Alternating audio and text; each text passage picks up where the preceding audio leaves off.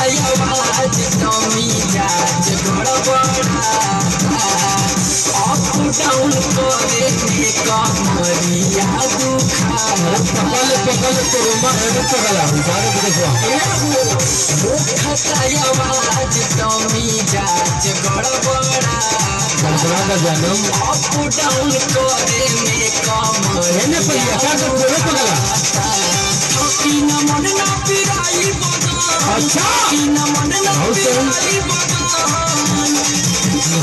ये बिछावा चटैया बना के बकैया ले ला राजा सकाल ले ला राजा बना के बकैया राजा बना के बकैया बालिक लड़का थोड़ा सा डांस करेंगे आपको तो समझते होंगे मुस्कुराहट का सलाम हो गया है यार तालिया तालिया और ये सरवा की धरती गजल बना तो जानम रजाई लड़ाई नहीं हो छोटा हिला के आप लड़ाई सही हुई रजाई लड़ाई आराम से ले जागी जाई छोटा वो खूब रोई रंग में भंग होई पुराना जंग होई रंग में भंग होई पुराना जंग होई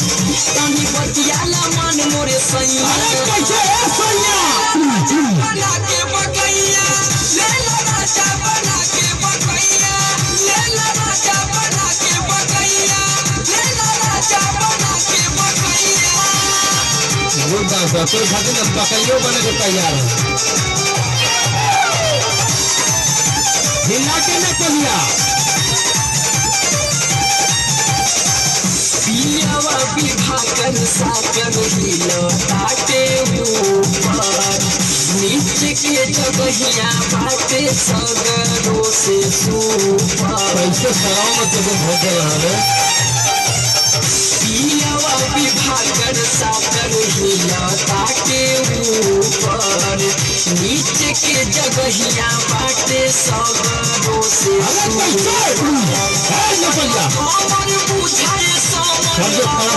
हमर बुझाए